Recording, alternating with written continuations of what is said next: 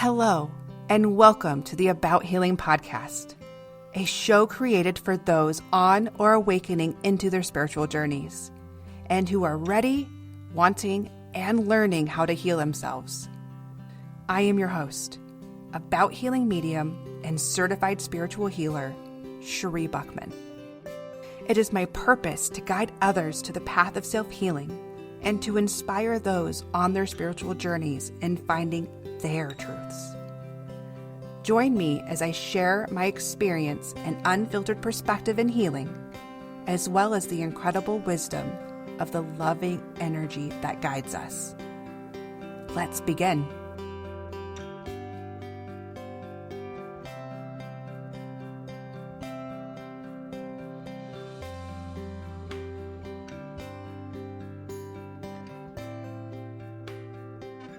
Hello, and good morning, good afternoon, and good evening, beautiful souls. Welcome back to another episode of About Healing podcast.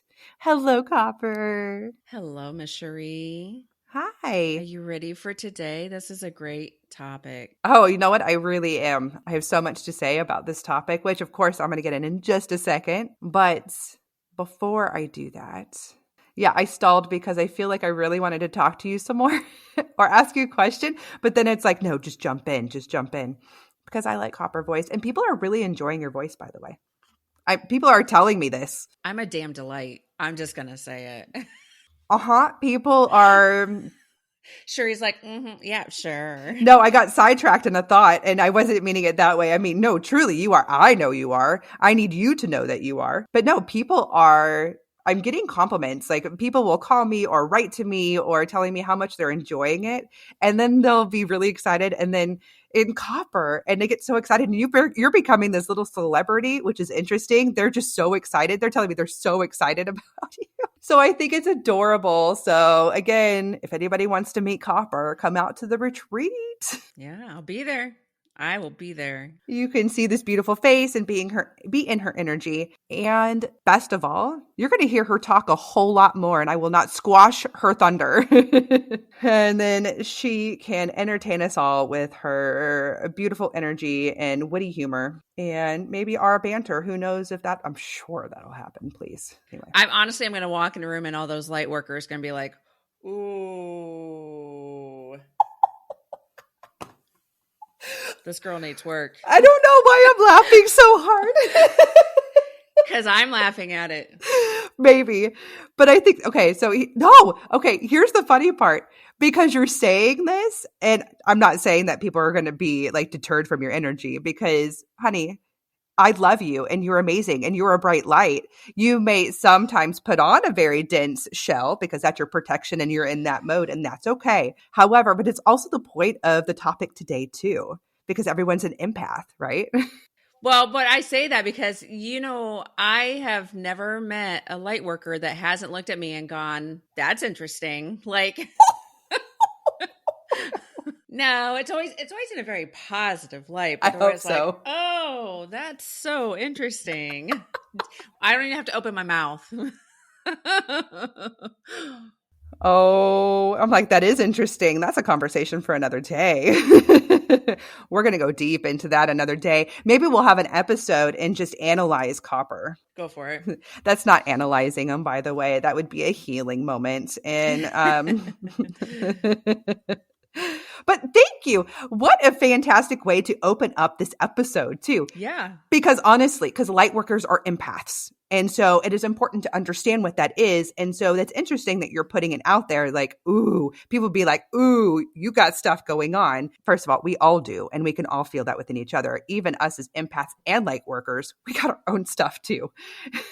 We have a lot of heaviness that we're carrying too. And so to bring this into the topic of the day, an important announcement that is actually in relation to empaths is that today I opened registration for my new empath workshop. So today begins early bird registration. So if you want to get a deal on this registration, do it now. I have it, $10 off, and there are two options to register for this for the 6-week course. And so you get your basic ticket, which still gives you your access to the workshops with a live Q&A at the end of it. So you can ask all your questions and I will answer the best I can. You're going to get written outlines. You're going to get recordings sent to you so you can listen to it and access it at any time. And then the upgraded ticket is going to also involve an individual intuitive counseling session with me. So, and that is a huge discount that I'm offering for that session alone. I mean, I think it's like $35 off what I normally charge. So if you do it with a workshop, you get a massive discount. And if you do it in early bird registration, it's even cheaper. So go to my website, abouthealing.com. If you are at all interested in this, I have links there that connect you to registration or at least the rest of the information. This workshop is about learning life-saving tools and how to protect your energy, how to use your sensitivity safely, and understand the difference between surviving and thriving in your own life force. So, of course, here we are again, another topic that was not originally on my schedule for the season. Again, I pre-plan everything, but as I have learned, I am going in the rhythm of how the universe is guiding me. Sometimes topic comes up in the moment, and I just know that it has to be spoken about now. This topic has been coming up repeatedly for months. Honestly, probably even longer than that. When I say that this topic's been coming up, that means I am having many clients, I'm having friends, I'm having people coming up to me and wanting to understand a little bit more about what it means to be an empath. Or they are going through certain situations and they're wondering what's going on. And I'm explaining to them, I'm like, because you're an empath and you need to understand what the difference is and how to protect it and becoming into that awareness. So in recent days, I have had this conversation more often than I have had in these last few months. And so yesterday it hit me. It hit me. Or shall I say, I was so guided to adjust my schedule and add this topic in. Once I had made that decision and sat down to begin the outline, or at least coming to sit down to begin the outline, is that it was truly synchronistic timing. The fact that this was going to air on the day registration opened for my workshop. That was not the original plan. I did not get guided to speak about this because my workshop was opening. Everything was coming together. I had pre-planned the workshop and when it was going to open up like months ago. And again, with these conversations coming up more and more, and then my guide's telling me, we need to talk about it now. And then I sat down and put all this together and I'm like, well, holy cow. Well, I guess this is really what's needed and what's going out there. I took that as my sign to continue with hesitation, I may add, in creating this episode. So I say hesitation because I too am a very sensitive empath. I have always known this about myself. And one side effect of being this empath is self-promotion. It's disgusting. It is, to me, it is, I mean, no matter how positive it is and what I'm sharing, even if I am sharing healing and love and all the things, self-promotion and marketing myself feels awful. And it's interesting because if I were just to create this episode and talk about empaths, that's easy. But then to connect it and say like, hey, I've got a workshop for some reason, to me, that felt icky. So I had this as a hesitation to get it going. But again, I think having like one or two conversations and reverting back to just listening to my guides, as I always do, because they have always put me on the right path. And I had to trust that. It was through understanding my energy and how I interacted with people that I began my journey in taking back my energy. From there, I learned how to maintain it by building boundaries. Boundaries. Yes, everybody hates that word. At least if you're an empath, you do not like that word, right? To protect my very sensitive nature. Now I am inspired to share the wisdom I have obtained from my own journey to help others take back their lives, to protect themselves, and to learn how to use this beautiful sensitivity. So I wanted to break down the lessons that I learned along the way. And this is, again, through my own experience and through the lessons of spirits. So here we go. Before we even decide to go further on this topic, it is really important to understand what an empath is. What is an empath? You may have heard that word before, or maybe have a general understanding, or maybe this is the very, very first time you are hearing this term. But an empath is someone who is sensitive to other people in their emotions, thoughts, and intent. They absorb energy around them and even take on the problems of others as their very own. And it's not just people they're absorbing this energy from, but it can also come from their environments, places, and things. Empaths are very loving beings. They are full of compassion and they want or feel that they need to help others constantly. However, without proper awareness and energy management, their own emotions and even mental health become erratic and imbalanced, often leading to diagnoses of anxiety disorders and social anxiety disorders. These are very, very common for an unaware empath. An empath, whether you are just understanding this, it comes with very, very common difficulties. Again, if you are unaware or you don't know how to manage your energy or the energy around you, being an empath may feel like a curse. It's a lot. It is a lot. Because being an empath can and is all-consuming and can easily take over your life if you let it. Unless you have learned to manage your energy and separate others from your own, life can be quite challenging. An unaware empath has two extremes. One of them is being socially withdrawn, consumed in anxiety, and even the other end goes as far as to be in complete survival mode, draining their energy in every human interaction they have, even drawing to them the extremely quote unquote needy, right? Those emotionally or needy or controlling type personalities. Who here can already feel this? They're like, oh my gosh, is this explaining why narcissists are always, why are they always in my life? Oh, we're going to get there, my friends. We are going to get there. But let's talk about the survival mode. So when an empath is in survival mode, they are extremely, extremely talented chameleons. This was me. This was my survival mode as a child and completely into my adolescence and young adult life. It is about being able to adjust your energy to fit into the surroundings around you, the people, the situations, all of it, even beliefs of others. And this is a safety response because we want everyone to like us because we just know, or should I say, it's a better word to say, we feel if others do not like us. And it is just not a good feeling in any way, shape, or form. It affects us fully. And if we adjust to others around us and keep the peace, then everyone is happy and we do not have to deal with the negative feelings of not being liked or not meeting someone else's, are you ready? Big keyword here, expectations. Other people's expectations. So we're always trying to fill it and we're always trying to adjust and making sure, again, we're peacemakers, okay? But this is extremely damaging to our systems because this chameleon type status is like wearing a magical cloak. Yes, I am talking Harry Potter style, wearing this cloak that you put around you, right? Completely on to fit in. It is almost like you're blending in to disappear, but it's just to maintain. So when you're putting on this magical cloak, like Harry Potter had a physical thing to put on him. So he didn't have to work to become invisible or to use this cloak. But for an empath, this takes so much energy inside. Guess what? This is such a magical term. Being an empath, you are using energy. This is truly what magic is.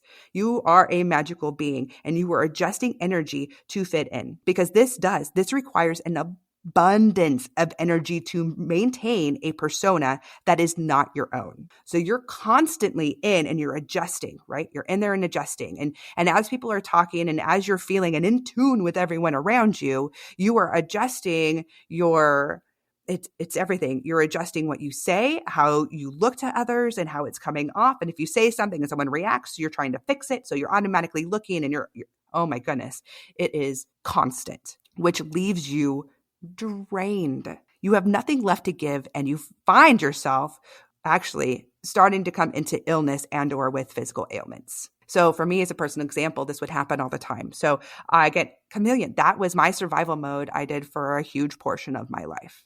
I know this very well. I was really, really good at wearing my magical cloak, and I used it often. Like, I didn't even know who I was for a long time because I was playing so many different parts in so many different groups. I was one in high school. I can fit in with every group. There were two things about that too. Like, I can fit in because, again, that was easy to adjust myself. But also, I also loved everybody. I could easily do that, although I only fit in with a certain group. So the more I was adjusting my energy, I would become ill. Often I would get colds. Okay, so I'd get colds, or just to the point where you feel so under the weather, like you need to rest, right? And I would this energy drain that I would feel for days and days and days. It was just hard for me to want to do anything, to get the motivation even to a shower. Or maybe a shower felt great, but I would have enough energy to take a shower, and then you're right back in your pajamas and back on the couch. And now we're binging and binging and binging. And so it's funny because I used to see this as pure laziness. And then I used to judge myself because I would go through these really low periods. And what I didn't understand is that it was my empathic side that was on overload causing this drain. I was just constantly on. And again, one of the other survival mode pieces that happens with these empaths is people pleasing. Yes, every conversation I've had with an empath, this is what, like, yeah, that's me. I'm a people pleaser. Empaths often lead their lives to please others. They are always putting the needs of others first, always, with everyone they know, everyone they love, anyone they meet. And you know what's interesting? Most importantly, they do this with those that create the most emotional chaos in their lives. And they do this to keep the peace, because if they don't, they will have to deal with the cleanup or the overly heavy emotional response of the other person. So they're going into this constant survival mode, turning up this energetic system within them, their superpower within. So they're always turning it on and turning it up, right? And tuning in to adjust the environment to maintain the calm and the peace around them. Because empaths, they all just want to heal everybody. Here's a tip. That's what I'm going to put you. Because you feel it, because you feel what's going on in others, the hurt, the pain, the suffering, or whatever it is, because you do. You can tap in and you just know it.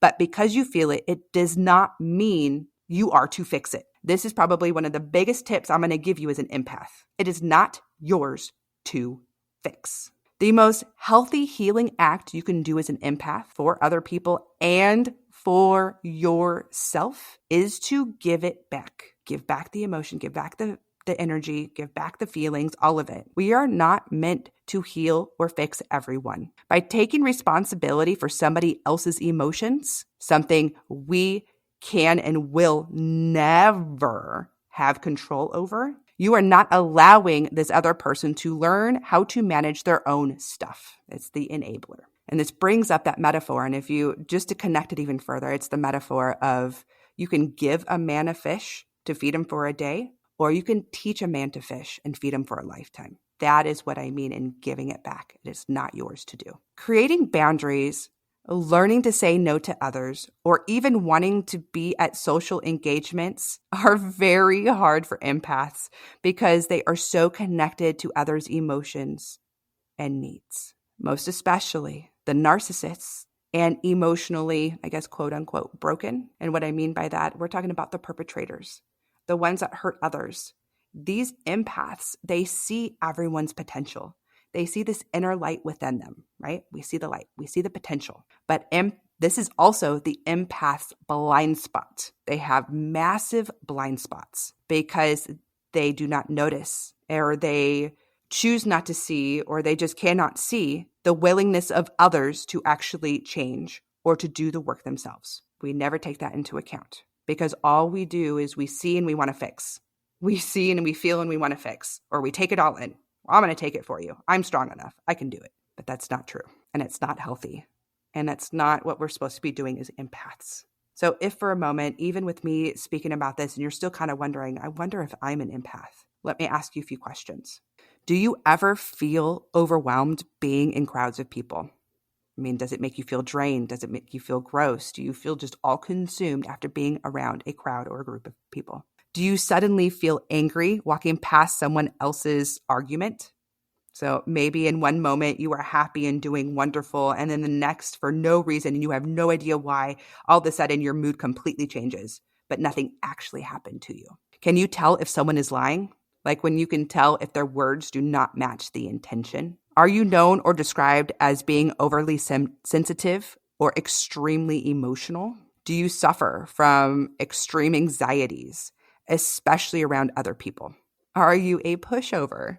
Okay, this comes with that honesty inside. Are you a pushover or even described as one? Do you have weak boundaries? Weak boundaries. And is it very difficult to say no in fear of disappointing someone, even if you do not want to do it? These are all part of these symptoms and side effects of being an empath. Navigating how to be an empath is one of the most healing acts you can do for yourself. You need to understand that your peace affects others, just like others affect you, which means you can actually heal other people by healing yourself. While this episode only begins to describe what an empath is, the tools for managing the sensitivity and learning how to protect yourself is such a larger discussion, which is why I created a 6-week empath workshop. In this workshop, we really dive into understanding what it actually means to be an empath, how to create these boundaries,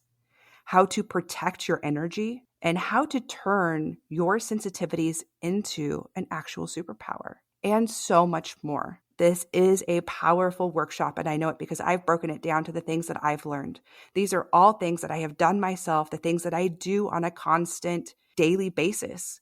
I have to remind myself all the time, constantly checking in with myself and into my energy and wondering if I am living my own truth or if I'm collecting other people's, and I'm constantly like going in and digging in and trying to give things back and trying to just keep mine and let others go. And it's been a long journey. I once was someone who felt that because I could feel it, I'm supposed to heal it. So giving unsolicited advice was definitely a massive side effect of mine for a long time. And it only has been in recent time and in this journey of self-healing and becoming very self-aware that I have come to understand that I am not meant for everybody, and that doing the work for myself and waiting for those to ask, that's the best way. So if you want to understand more and learn more about how to protect yourself, go to abouthealingmedium.com. and you can register for this empath workshop, which actually first session begins November 7th. As a side note, if you are someone who cannot attend every week because that is a busy time or busy day for you, that is okay, because your physical attendance, or virtual attendance, I should say, is not required, because you will receive a copy of the recorded video and audio and notes for each session, which will be emailed to you the day after. So, until next time, you beautiful sensitive souls, be kind to yourself. With so much love and gratitude, I want to thank you for listening to this week's episode. My hope today is that the message continues to guide you along your path to healing. To learn more about me and my purposeful work, visit my website at abouthealingmedium.com. You can also follow About Healing Medium on Facebook and Instagram, where you can find the episode's healing guidance, quotes, tips, insights, and chances to win free stuff. To ask a question or to share comments, email me at abouthealingpodcast@gmail.com, or feel free to reach me on Facebook and Instagram at About Healing Medium. Until next time, be kind to yourself.